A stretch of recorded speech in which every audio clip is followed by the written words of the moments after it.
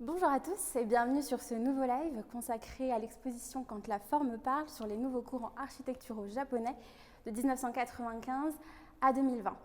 Aujourd'hui encore, j'ai le plaisir de vous présenter un autre projet de cette deuxième thématique du parcours de cette visite qui n'est autre que concevoir l'architecture pour la communauté. Et ce projet, c'est celui-ci. C'est le projet de l'agence Tezuka Architect qui va réaliser le jardin d'enfants Muku à Fuji en 2018. Ce projet a été réalisé à la base à partir d'une commande, une commande faite par une entreprise de bento de la région qui souhaitait effectivement créer un jardin d'enfants dans un premier temps à l'intention des employés de l'équipe pour qu'ils puissent effectivement avoir un endroit où pouvoir pour effectivement accueillir leurs enfants en journée. Donc ce jardin d'enfants accueille des enfants de 0 à 3 ans et il a une capacité de 40 enfants et ils ont pour objectif dans les prochaines années de pouvoir accueillir des enfants allant de 4 à 5 ans au sein de cet établissement. Alors ce qu'a choisi l'agence Tezuka Architect, c'est de travailler un peu sur un plan à bulles. Donc c'est ce qu'on peut voir quand on regarde un petit peu le dessus du projet. Donc différents pavillons qui, dans leur ensemble, effectivement forment un plan à bulles. Alors sur la maquette qu'on a ici, on n'a pas la vision de tous les pavillons qu'il y a exactement aujourd'hui construits. En tout, on a à peu près une dizaine de bâtiments qui sont construits, une dizaine de pavillons qui sont construits, certains plutôt ouverts et d'autres fermés. Et donc pour les pavillons fermés, ils vont avoir effectivement plusieurs utilisations, utilisations tout simplement. Par exemple, vous allez avoir le bâtiment qui est juste là, qui est une salle polyvalente, qui est reconnaissable puisque c'est le seul pavillon qui a un autre toit juste au-dessus, grâce aux fenêtres surélevées, qui en fait a l'avantage de permettre d'avoir un petit peu plus de lumière et avoir un flux d'air en continu. Et cette salle, elle est souvent utilisée justement puisqu'elle a une plus grande capacité à accueillir des événements comme la rentrée, tout simplement, ou les événements comme les cérémonies de diplôme en fin d'année. Autre bâtiment, on a par exemple celui-ci, qui n'est autre que la classe accueillant les enfants de 2 à 3 ans.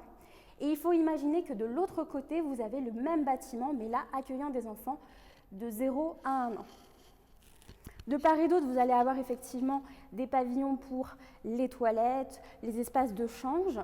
Ici, par exemple, vous avez le bâtiment de la cuisine, parce qu'il faut savoir qu'en fait, il est mis à disposition effectivement un espace cuisine qui permet de réchauffer les plats qui sont réalisés au préalable par justement l'entreprise de bento qui justement a pour objectif l'éducation à la bonne alimentation des enfants. Et donc, une fois que les préparations arrivent sur place, elles sont réchauffées ici pour ensuite être données aux enfants.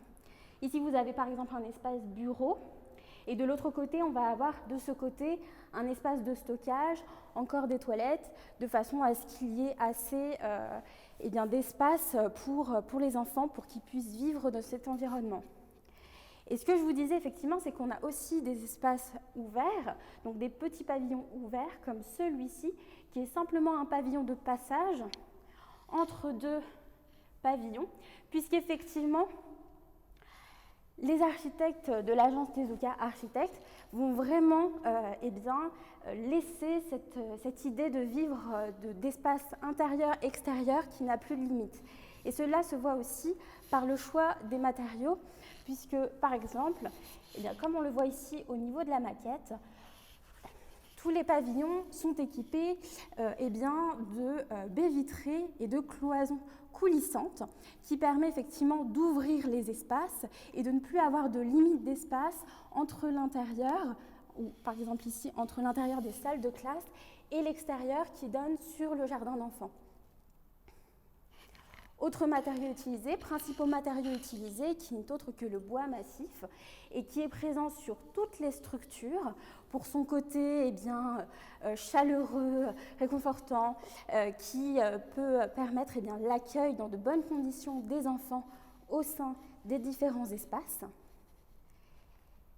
Et le tout, on peut voir depuis l'intérieur en fait que la charpente est visible et qu'il n'y a pas de poteau central qui tient l'ensemble de la structure. Vraiment, l'ensemble de la structure est tenu par ces fameuses cloisons, ainsi que du mobilier bas qui est accessible aux enfants, puisqu'ils sont très jeunes, rappelons-le. Et effectivement, toujours, ces espaces, soit avec le pavillon polyvalent, de fenêtres hautes.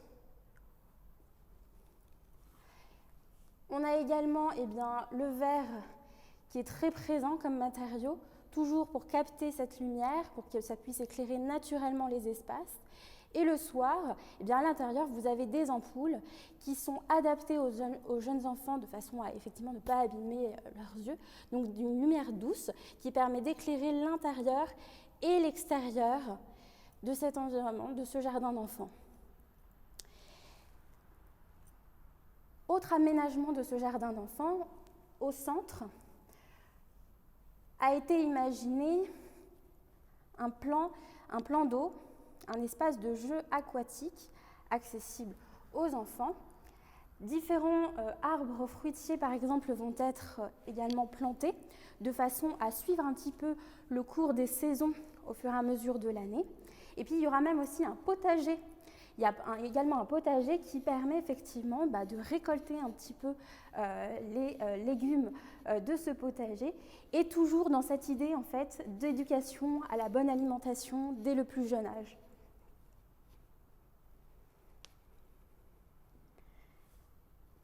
Donc vraiment différents espaces agencés de façon à ce que l'enfant puisse s'épanouir au mieux dans cet environnement.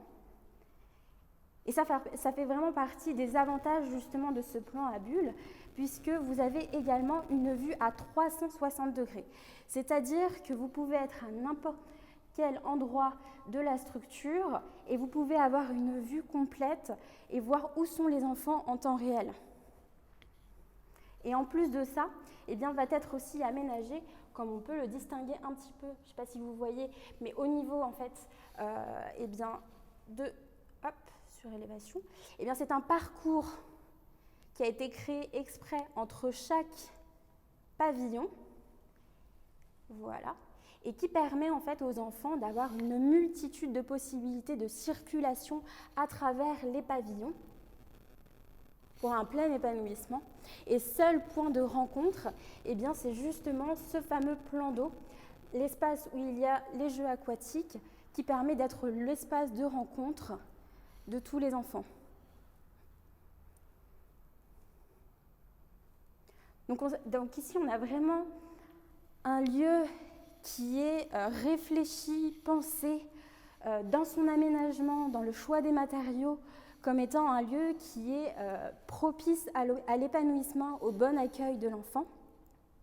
À noter que, par exemple, l'entreprise, quand elle a effectivement réfléchi à ce projet de jardin d'enfants, était aussi de faire en sorte que les parents, les mères en tout cas, travaillant dans l'entreprise, puissent partir au travail sans aucun souci, même quand leur enfant est malade. Par exemple, ici en France, si votre jeune enfant est malade, vous êtes obligé de le garder chez vous. Ici, il y a même un espace qui est aménagé avec une infirmière qui est à temps plein pour s'occuper de votre enfant pendant la journée, pendant que vous êtes au travail, pour que l'enfant en fait soit du coup encadré et gardé pendant que vous êtes au travail et vous n'avez juste qu'à le récupérer en fin de journée. Donc vraiment tout est mis en place, que ce soit pour l'enfant, pour les parents, mais surtout pour l'enfant, vraiment surtout pour l'enfant, pour effectivement un très bon accueil. À noter que d'ailleurs c'est un projet qui a reçu de nombreuses récompenses dans l'enseignement, justement sur des prix dans des catégories concernant le design et l'architecture à destination des enfants.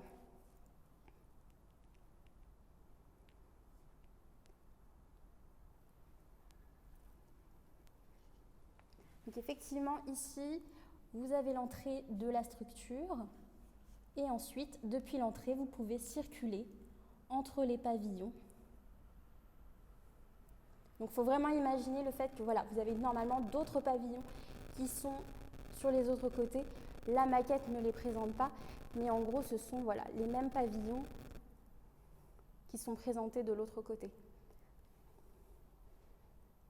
Et ce projet est plutôt intéressant puisqu'effectivement, même si on recrée un environnement assez protecteur et réconfortant, agréable pour l'enfant, il faut noter par exemple que ce jardin d'enfants est placé en plein milieu d'une zone industrielle, mais quand même avec une vue sur le mont Fuji.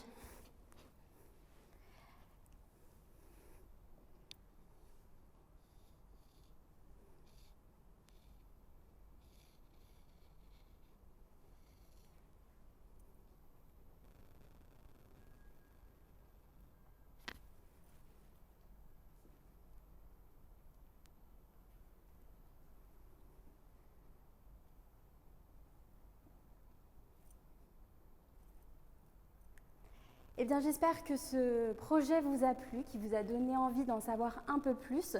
Sachez en tout cas que l'agence Tezuka Architects fait partie des architectes de la collection du FRAC, donc je vous invite à aller voir, à en savoir un petit peu plus sur notre site dans la rubrique collection. Et j'espère que ce live vous a plu, vous a donné envie de, pourquoi pas, voir ou revoir les lives précédents.